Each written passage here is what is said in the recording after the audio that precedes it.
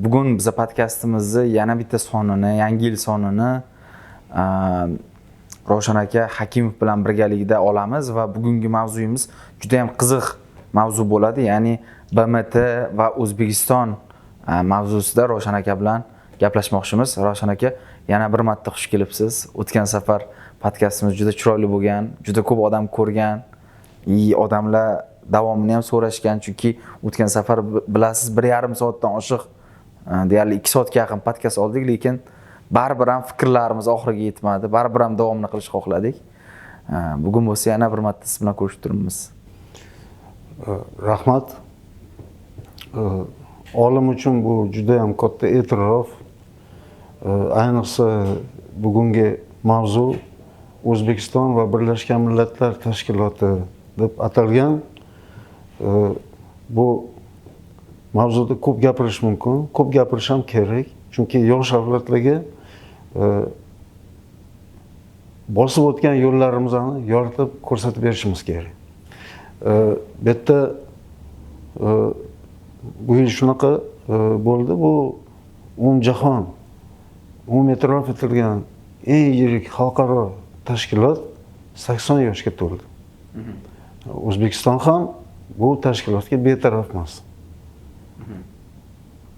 Shuning uchun bugungi tanlagan mavzumiz menimcha juda ham o'rinli va o'z vaqtida. Keling bo'lmasa shu Birlashgan Millatlar Tashkilotini tarixi haqida ozgina gaplashsak. O'zbekiston unga qo'shilishi, keyin o'tgan safar siz bilan gaplashganimizda aytdik, o'sha Buxoro amiri yozgan xatlari to'g'risida siz aytgandingiz. Mana shu narsalar to'g'risida gapirib bersangiz. Birinchidan bu tashkilotga men betaraf emasman. Talabalik davridan mehr qo'yib bu tashkilotda juda ham ko'p o'rganib kelganman va shuning natijasida bugungi kungacha 5 ta monografiya ishlarini yozib, chop etib bu talabalarga yetkazdim. Qiziqish juda ham katta dunyoda bu tashkilotga. Hamma har xil qaraydi. Kimdir tanqidiy, kimdir konstruktiv. Endi yirik tashkilot bo'lgandan keyin o'ziga yarasha tegishli yutuq va muammolari ham bo'ladi. Dunyo muammolari mana shu tashkilotning g'ami. Qo'lidan kelgancha harakat qiladi. Lekin shuni aytib o'tish kerakki, bitta tashkilotda o'zi emas, balki butun dunyo davlatlari bitta hamkorlik asosida, do'stona asosida dunyoda tinchlikni, hamkorlikni o'rnatish uchun, do'stona munosabatlarni o'rnatish uchun birga harakat qilishimiz kerak. Buning uchun bu tashkilotda paydo bo'lishi o'zidan o'zi bo'lmagan. Men 20-asrga e'tiboringlarni qaratmoqchiman. Bundan oldin o'zi umuman e'tirof etilgan yirik umumjahon tashkiloti tuzilmagan edi. 20-asrgacha. O'zi umuman olganda xalqaro huquqiy tashkilotlar, maxsus tashkilotlar 19-asrning ikkinchi yarmidan ta'sis etish boshlangan. U endi alohida yo'nalishlarga bag'ishlangan. Masalan, pochta, telegraf, intellektual mulk, mana shunga o'xshagan vaziyatlarga qaratilgan edi. Birinchi jahon urushi tugagandan so'ng endi bunga ham xalqaro tashkilot tuzilishiga, ta'sis etilishiga bir narsa sabab bo'ladi. Birinchi jahon urushi tugagandan so'ng endi urush hech kimga yoqmaydi, maslaga aytsam. Insoniyat tinchlikni, kim tinchlikni yaxshi ko'rmaydi. Urush tugagandan so'ng 1919-yilda Versal kongressi chaqirildi. Va Versal kongressida birinchi marotaba umumjahon tashkilot ta'sis etish to'g'risida hujjatlar qabul qilindi. Aytishingiz mumkin, bu O'zbekistonga, u vaqtda O'zbekiston bo'lmagan. Turkiston bo'lgan. Buxoro Xalq Respublikasi, undan oldin Buxoro amirligi, Buxoro Xalq Respublikasi, Buxoro Sovet Respublikasi, Xorazm Xalq Respublikasi, Xorazm Sovet Respublikasi, Turkiston ASS, Avtonom Sovet Respublikasi bo'lgan. Shunisi qiziqarliki, bosh shu eng yirik tashkilot ta'sis etilayotganda uni nomini Millatlar Ligasi deb qo'yishgan, atashgan. Va qiziqarli tomonlaridan bittasi, bu tashkilotga o'z murojaatnomasi bilan Buxoro amiri ham murojaat bilan chiqqan. Qo'shilish bo'yicha. Shu Versal kongressiga xat yuborganlar. Buxoro hukumatini e'tirof etilishi to'g'risida va shu Millatlar Ligasiga to'liq huquqli a'zo sifatida qabul qilish to'g'risida. Bu hujjatlar o'zimizning arxivlarda va undan tashqari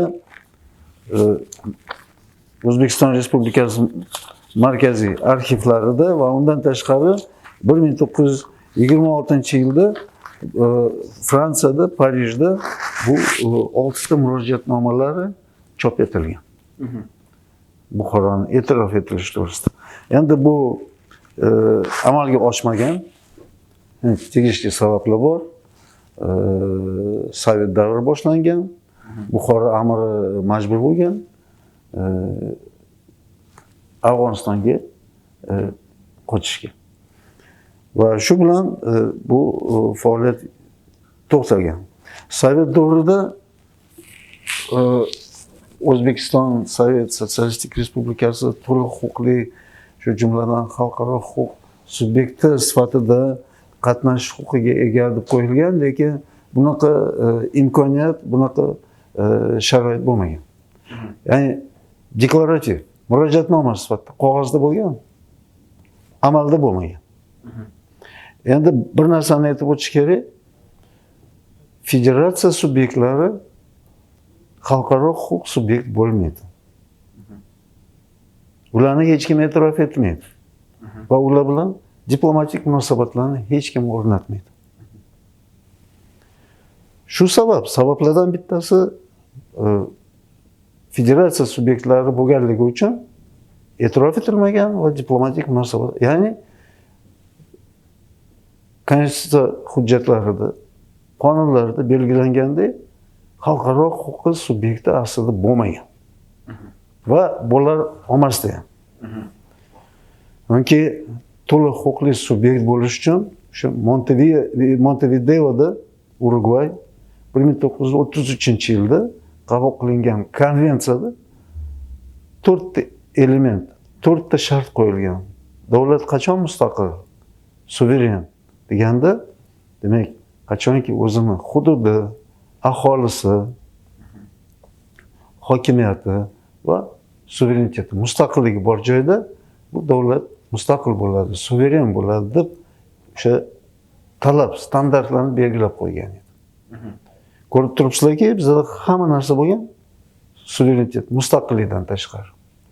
Umuman Sovet davrida ham O'zbekistonni hech kim mustaqil davlat sifatida e'tirof etmagan. Lekin yana bitta 19-yilga yana qaytaman, jadidchilarimiz ham ko'p harakat qilishgan, bizning mintaqa diyorimizni suveren, mustaqil bo'lishiga, Versal kongresslarida qatnashib, suveren davlat sifatida qatnashib, e'tirof etilishiga harakat qilishgan, lekin o'xshamagan. Masalan, Behbudiy taniqli arbobimiz, ustozimiz ular harakat qilgan, lekin Parij tomon yo'l olganlarida bilasizlar, Qarshida ularga nisbatan ular vafot bo'lgan. Keyinchalik 1944-yilda konstitutsiyaviy o'zgarishlar bo'ldi. Shu jumladan Markaz konstitutsiyasiga, 36-yil konstitutsiyasiga va O'zbekiston Sovet Sotsialistik Respublikasining 37-yil qabul qilingan konstitutsiyaga. Va shu asosda 1944-yilda O'zbekiston va boshqa sobiq respublikalarda Tashqi ishlar vazirligi ta'sis etildi. 44-yil. Endi olimlarning o'rtasida juda ham ko'p muloqotlar bor, qarashlar bor. Bir xil aytadiki, Tashqi ishlar vazirligi 18-yilda tashkil etilgan, Turkiston davrida, Turkiston avtonomiyasi davrida bo'lgan deb. Bir xil aytadi 44-yil, bir xil aytadi mustaqillikdan keyin. Mana bu endi olimlar bor joyda ikkita olim yig'ilganda 3 ta fikr chiqadi. Mana bu ularga qoldirsak, asosiy masalaga o'tiradigan bo'lsak. 44-yil o'zida yana bir qiziqarli tarixiy voqea bo'ldi. O'zbekistonga 44-yil Amerika Qo'shma Shtatlarining vitse-prezidenti va Amerika Qo'shma Shtatlarining SSRdagi Moskvadagi favqulodda va muxtor elchisi tashrif buyurishdi. 44-yil. Juda ham yaxshi kutib olishgan. Bu shaxslar ham, mansabdor shaxslar ham o'zlarining juda ham yaxshi xotiralarini qoldirishgan. O'zbekiston to'g'risida, O'zbekiston xalqi to'g'risida, mehmondo'stligi to'g'risida shu xotiralarni qoldirishgan. Yana bitta qiziqarli vaziyat, bilasizlarmi? Elchilar, katta lavozimdagilar, ko'pincha o'sha g'arb vakillari bu yoqqa o'zini ayollari bilan tashrif buyurishgan. Shunisi qiziqarliki, 1992-yilda birinchi prezidentimiz Gariman favqulodda va muxtor elchini ayollarini O'zbekistonga taklif qilganlar. Va ular bilan do'stona, samimiy, juda ham yaxshi suhbat bo'lib o'tgan. Xotira juda ham ko'p eslashgan o'sha davr. Bu ham biz uchun kim xalqaro huquq, xalqaro munosabatlar, diplomatiyani o'rganadiganlarga o'ylaymanki juda ham qiziqarli bo'ladi. Yana urush davrlariga qaytsak. Millatlar Ligasi 19-yilda tuzilgan, ta'sis etilgan Millatlar Ligasi tashkiloti o'zini harakati bilan, faoliyati bilan o'zini oqlamadi. Chunki 1933-yilda Germaniyada fashizm hokimiyatga keldi. Va ikkinchi jahon boshlanishiga olib keldi. 39-yil. Shu munosabat bilan 1943-yilda undan oldin 41, 42, 43-yillarda SSR Tashqi ishlar vazirligi vazirlari va Buyuk Britaniya qirolligi vazirlari o'rtasida kelajakda umumjahon xavfsizlik tashkilotini tuzish to'g'risida fikr bildirishgan edi. Keyinchalik 41-yil 31-dekabrda Washingtonda 26 davlat antifashist davlati, ya'ni fashizmga qarshi kurash e'lon qilgan, kurash olib borayotgan davlat vakillari Washingtonda, Amerika Qo'shma Shtatlarida yig'ilib deklaratsiya, murojaatnoma qabul qilishgan. Ya'ni kelajakda umumjahon xavfsizlik tashkilotini ta'sis etish to'g'risida. Bir xil mutaxassis aytadi, aynan mana shu vaqtdan boshlab 1-yanvar 42-yildan boshlab kelajak Birlashgan Millatlar Tashkilotini birinchi qadami bosildi deb, qo'yildi deb fikrlashadi. Keyingi etap bu kelajak umumjahon tashkilotini ta'sis etishda bu 43-yil. Juda ham bilasizlar, urush aynan 43-yil juda ham qiyin yil bo'lgan. Shunga qaramasdan oldin Moskvada tashqi ishlar vazirlari, ya'ni Sovet Ittifoqi tashqi ishlar vaziri va Buyuk Britaniya qirolligi tashqi ishlar vazirlari o'rtasida bir necha marta, bir necha kun ichida oktyabr 43-yilda konsultativ uchrashuvlar bo'lgan. Ana shu uchrashuvda ham kelajakda umumjahon tashkilot ta'sis etish to'g'risida taklif fikrlar bildirilgan edi. Bu fikrlar albatta Amerika Qo'shma Shtatlari rahbariyatiga, u vaqtda Franklin Ruзвельт prezident bo'lgan, bilasizlar. Yagona prezident 4 marotaba saylangan va o'z prezidentlik lavozimida 33-45-yilda faoliyat yuritgan. Mashhur siyosatchi, u vaqtda Buyuk Britaniya qirolligini bosh vaziri Winston Cherchill va Stalin Tehronda yig'ilishgan va Tehron konferensiyasida Tehron deklaratsiya va juda ham muhim hujjatlarni qabul qilishgan. Bu uchrashuvda birinchi marotaba yirik davlatlar vakillari, rahbarlari uchrashib,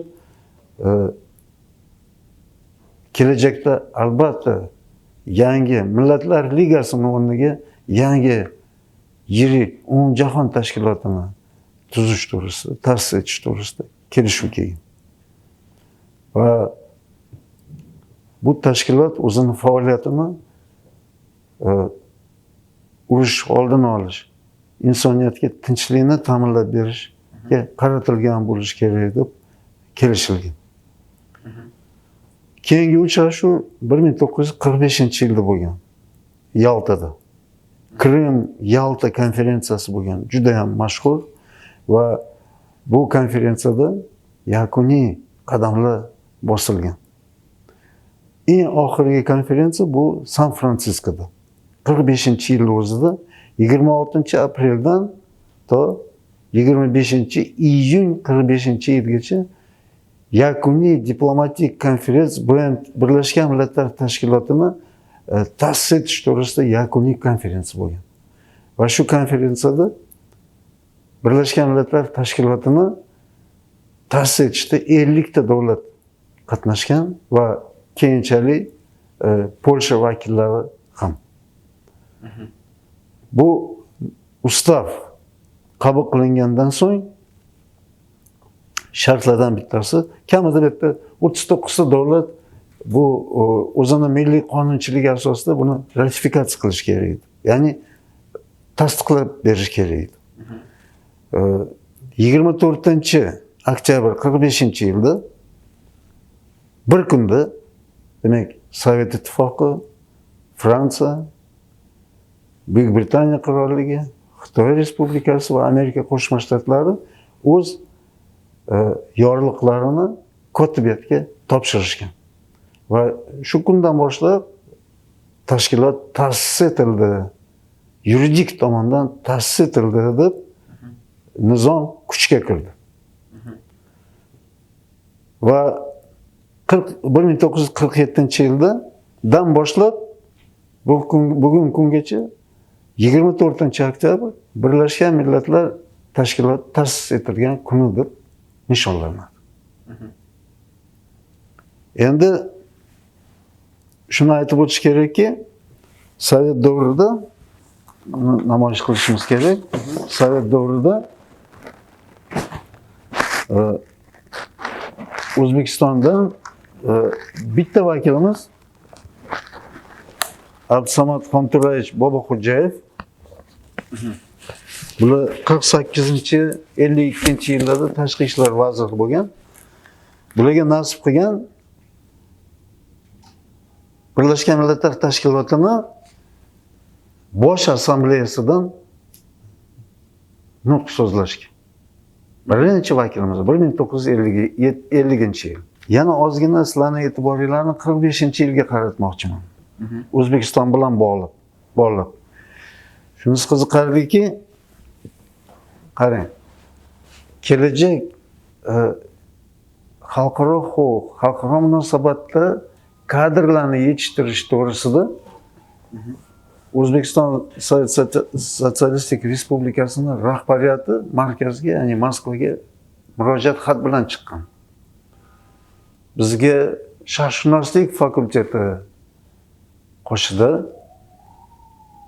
alohida bir kelajak Markaziy Osiyoga xalqaro huquq, xalqaro munosabat yo'nalishida mutaxassislarni tayyorlashda maxsus bir kafedra ochib bersanglar deb. Lekin bu murojaatnoma javobsiz qolgan. Shu bilan qolib ketgan. Ochiq gapirgan Sovet davrida endi respublikada tashqi siyosat bilan shug'ullanmaganligi uchun xalqaro huquq fanini oladigan bo'lsak, xalqaro munosabatlarni oladigan bo'lsak, bu yerda cheklangan bo'lganmiz va bu fan bor yo'g'i 2-4 soat dars o'tilgan. Bu albatta hech narsa emas. Bir tomchi desak bo'ladi. Va yana Sovet davrini oladigan bo'lsak, bu yo'nalish bo'yicha xalqaro huquq mutaxassisligi bo'yicha bor yo'g'i bizda 5 ta fan nomzodi va 2 ta fan doktori himoya qilishgan. Yana bir e'tiboringlarni qaratmoqchiman, yana bitta rasmga. Mana bu yerda 5 ta chiroyli yigitlarni ko'rib turibmiz. Bular birinchi O'zbekiston vakillari. Hozir MGIMO deymiz, bizda Toshkentda MGIMOning filiali ochilgan, bilasizlar. Bular O'zbekistondan O'zbekiston vakillari sifatida bu oliygohga o'qishga yuborilgan. 5 kishi. 5 ta. Kelajakda bulardan 3 ta, mana bular 40 yil o'tgach 3 ta vakilimiz fan doktori, falsafa, tarix, xalqaro huquq yo'nalishida fan doktori unvoniga sazovor bo'lishgan va 2 ta Maqsudov va Abdurazzoq ustozlar bular favqulodda va muxtor elchi bu unvoniga sazovor bo'lgan. O'ylaymanki, bu talabalar uchun, tarixchilar kim xalqaro huquq, xalqaro munosabatlar bilan qiziqayotgan bo'lsa, o'ylaymanki, bu juda ham qiziqarli bo'ladi. Mana endi mustaqillik davridan boshlasak bo'ladi. Mustaqillik o'zidan o'zi kelmaydi. Mustaqillik uchun bizdan oldin o'tgan bobokalonlarimiz, jadidlar juda ham ko'p jon kuydirgan. 1991-yilda mustaqillik to'g'risida, ya'ni suverenitetlik to'g'risida deklaratsiya qabul qilingan va 30-avgust va 1-sentyabr har yili sizlar bilan biz eng ulug', eng qadrdon biz uchun bo'lgan bayram, mustaqillik bayramini nishonlaymiz. Buni qadriga yetish kerak. Bu o'zidan o'zi bo'lmagan. Bu juda ham og'ir yillar, og'ir yo'llardan bosib o'tib kelganmiz. Mustaqillikni himoya qila olish kerak. Uning uchun tariximizni qadrlashimiz kerak, o'rganishimiz kerak. 1991-yilda mustaqillik e'lon qilingandan so'ng rahbariyat bir necha marta murojaat bilan chiqqan Birlashgan Millatlar Tashkilotiga. Biz endi mustaqil bo'ldik, mustaqilligimizni e'tirof etsak edi va bizani shu Umumjahon tashkilotiga to'liq huquqli xalqaro huquq subyekti sifatida qabul qilsanglar degandek. A'zo qilsanglar. A'zo sifatida. Yana bitta hujjat bilan tanishtirmoqchiman. 6-yanvar 92-yilda 6-yanvar 92-yilda O'zbekiston prezidenti nomiga Birlashgan Millatlar Tashkilotining bosh kotibi Butrus G'oliydan xat kelgan va bu xatda tashkilot rahbari prezidentimizni, xalqimizni mustaqillikka erishganimiz bilan tabriklagan. Qolgani protsedura masalasi. Birlashgan Millatlar Tashkilotiga to'liq huquqli a'zo bo'lish uchun o'ziga yarasha talablar bor. Birinchidan, davlat mustaqil bo'lishi kerak. Ikkinchidan, shu tashkilotga a'zo bo'laman deb ariza berish kerak. va bu ariza ko'rib chiqilganda ya'ni birinchi bo'lib bu ariza bosh kotib nomiga keladi va bosh kotib keyin qabul qilish masalalari birinchi qadami demak xavfsizlik kengashidan boshlanadi. Birlashgan Millatlar Tashkilotining xavfsizlik kengashidan boshlanadi. Bu Birlashgan Millatlar Tashkilotining 6 ta asosiy organlaridan bittasi. Eng muhim organlardan bittasi hisoblanadi.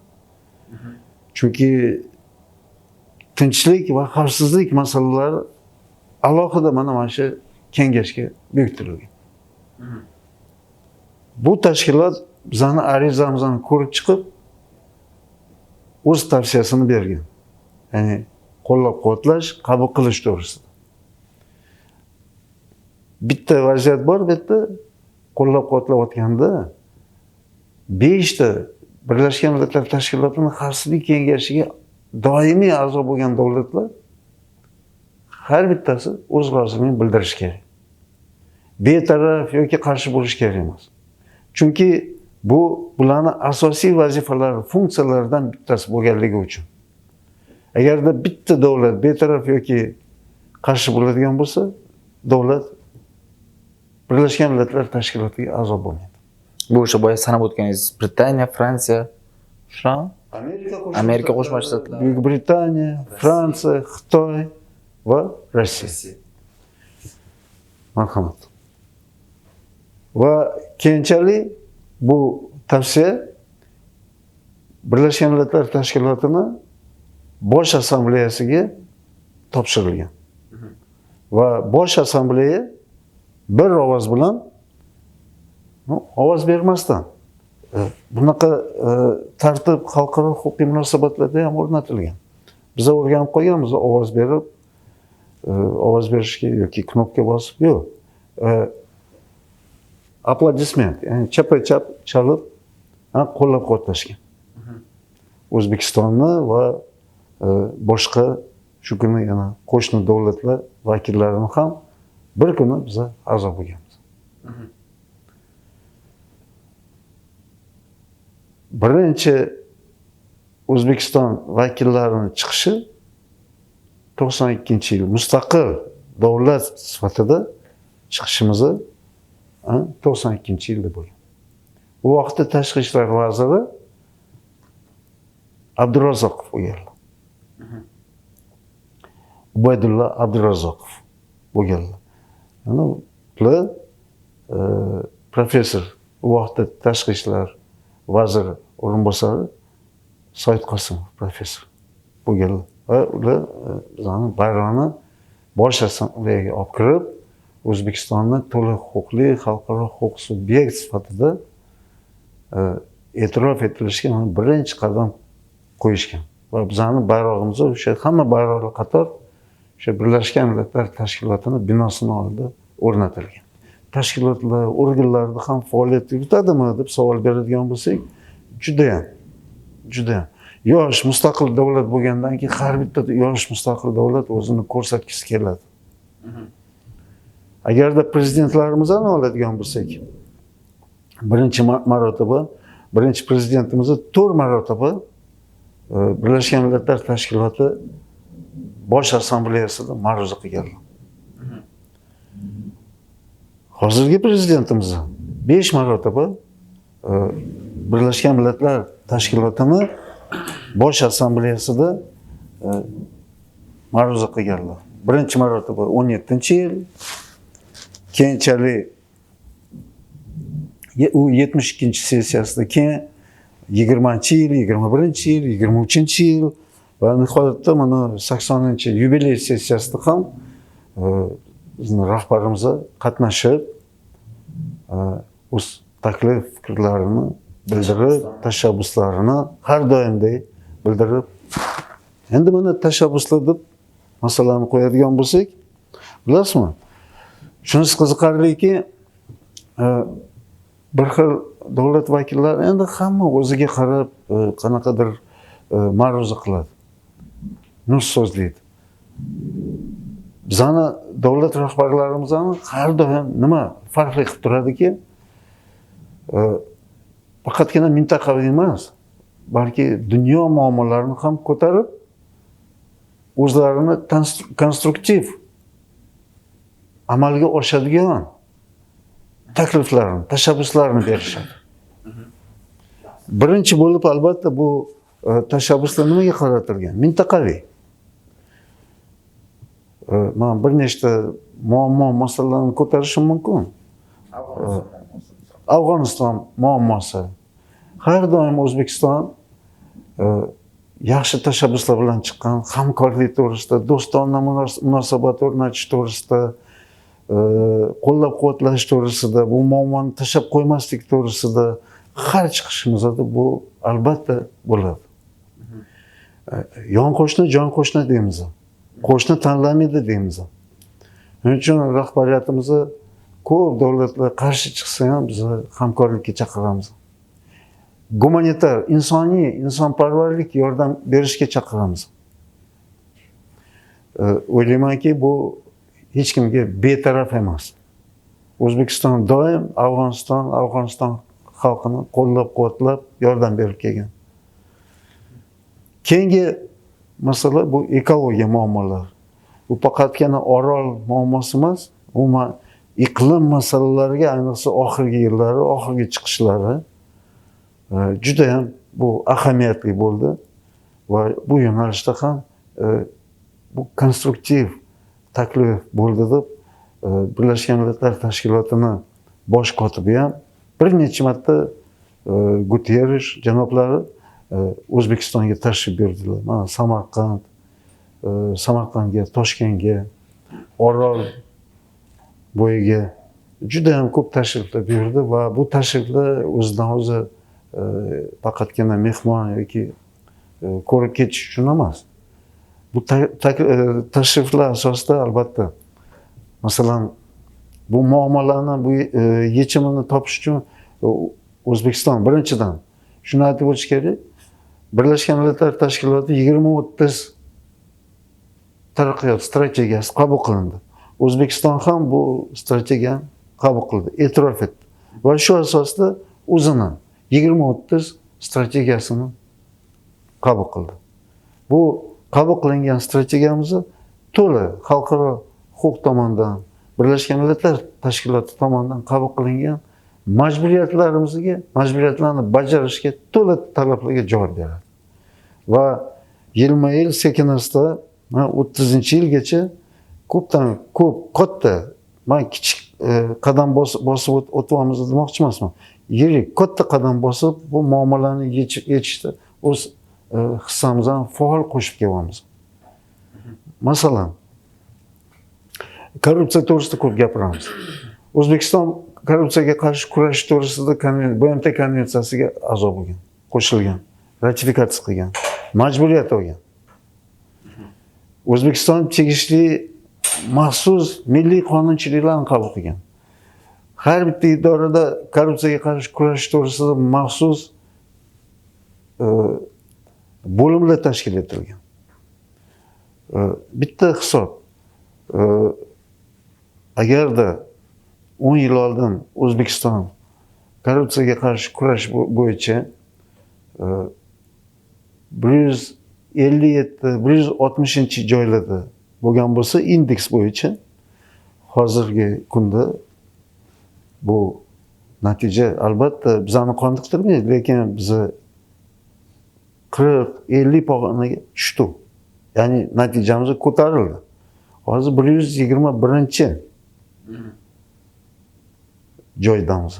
Inson huquqlari bo'yicha ham aytsak bo'ladi. Inson huquqlari bo'yicha bilasizlarmi, O'zbekiston mustaqil bo'lgandan keyin birinchi qabul qilingan hujjat inson huquqlari, umumjahon inson huquqlari deklaratsiyasi.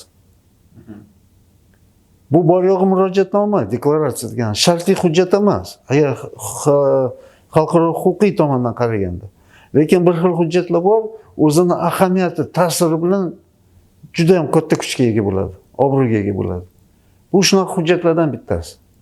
Nomi deklaratsiya bo'lgani bilan, murojaatnoma bo'lgani bilan bu yirik hujjat deb hisoblayman. Va shu asosda mana bugungi kunda turli xalqaro inson huquqlariga bag'ishlangan xalqaro konvensiya shartnomalariga a'zo bo'ldi. Bu degani oddiy a'zo bo'lish emas. A'zo bo'lish bu mas'uliyat, javobgarlik. Ya'ni 80 ta turli yo'nalishlar bo'yicha inson huquqlarini himoya qilish, ta'minlab berish, kafolatlash masalalariga tegishli bo'lgan masalalar bo'yicha O'zbekiston faqatgina ratifikatsiya qilish emas, majburiyat olish emas, balki mana konstitutsiyamizga qaraylik. Konstitutsiyamizning yangi tahririda ko'p va asosan moddalar agarda 27 ta yangi modda qo'shilgan bo'lsa, 65 ta moddaga yangi tahrir, o'zgarishlar kiritilgan. U qaysi yo'nalishga qaratilgan? Inson huquqlariga qaratilgan. Ularni albatta ularni ta'minlab berishga, kafolatlanishga qaratilgan. Bu oddiy hujjat emas.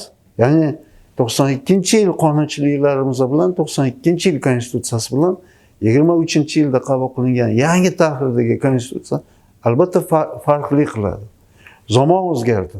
Olingan majburiyatlarimiz shunga yarasha va asosiy qonunimizning konstitutsiyamizga ham tegishli o'zgartirishlar kiritilishi shart bo'lgan edi. Albatta bu ko'rinib ham turibdi hozir hayotimizda. Nafaqat misol uchun qog'ozda yoki o'sha deklaratsiyalarda, balki hayotimizda ham ko'rinib turgani muhim deb o'ylayman. Albatta. Ayniqsa misol uchun mana olishimiz mumkin inson huquqlarini qamoqxonalarda oldingi holati, hozirgi holat bilan bog'liq holat. Bitta misol keltirishim mumkin. Qiynoqqa qarshi Albatta. mana qamoq degan yillarda albatta kamsitish bo'lgan. Hozir ham yo'q emas. Qiynoq bo'lgan. Hozir ham yo'q emas. Ochiq aytishimiz kerak. Biz bunga qarshi kurashmoqmiz. Qonunlar qabul qilingan.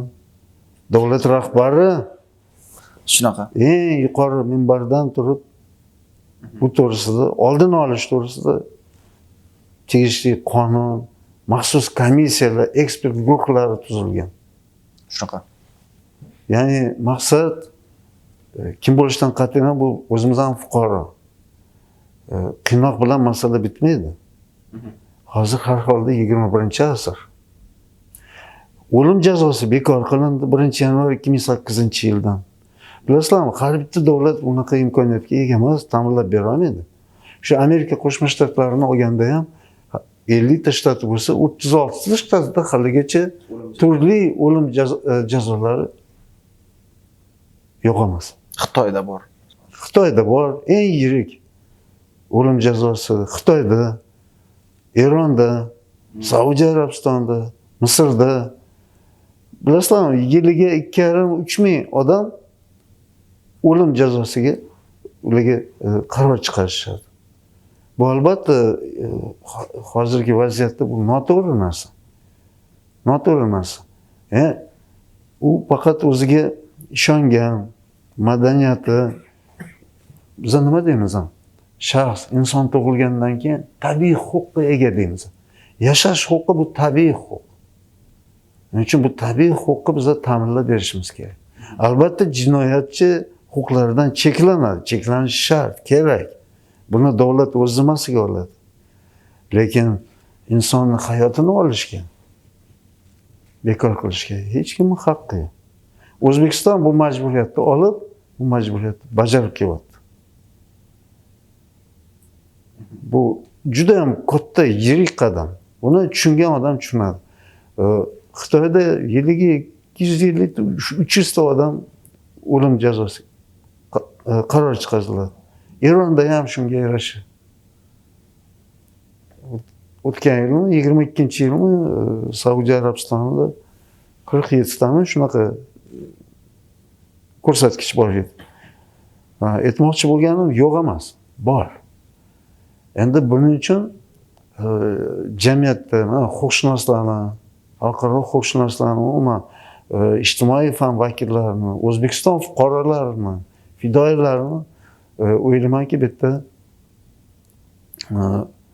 huquq huquqiy tomondan tarbiyalashga, huquq ongini ko'tarishga xizmat qilsak, o'ylaymanki, bu o'z natijasini beradi. Chunki qolgan yo'nalish bo'yicha, indekslar bo'yicha bizda tegishli ko'tarilishlar bor. Bu ko'tarilishlar o'zidan o'zi bo'lmaydi. Ya'ni natija qayerda bo'ladi? Natija qattiq mehnat qilgan joyda bo'ladi. Albatta bo'ladi. 157-joy korrupsiya bilan 121-joy farqi bormi? Albatta bor.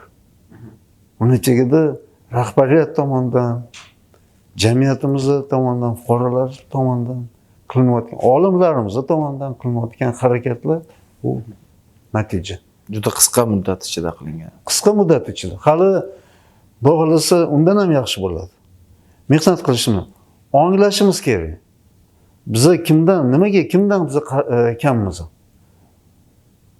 O'zimizning buyuk madaniyatimiz bor. Ana o'shani shu yo'nalishda katta qadam bosishimiz kerak, o'ylayman. Ravshan aka, juda ham katta rahmat bugun bergan fikrlaringizga. Mana BMT, ya'ni Birlashgan Millatlar Tashkiloti O'zbekiston haqida siz bilan kichik suhbat qildik.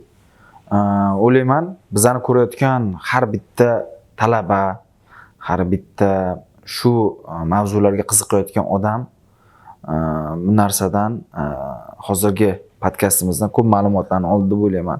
Ayniqsa tarix bo'yicha aytgan gaplaringiz. Ayniqsa o'tgan safar qilgan podkastimizda ham juda ko'p narsa haqida gaplashgandik. U yoqda o'sha paxtakor to'g'risida ham gapirib borgan edi.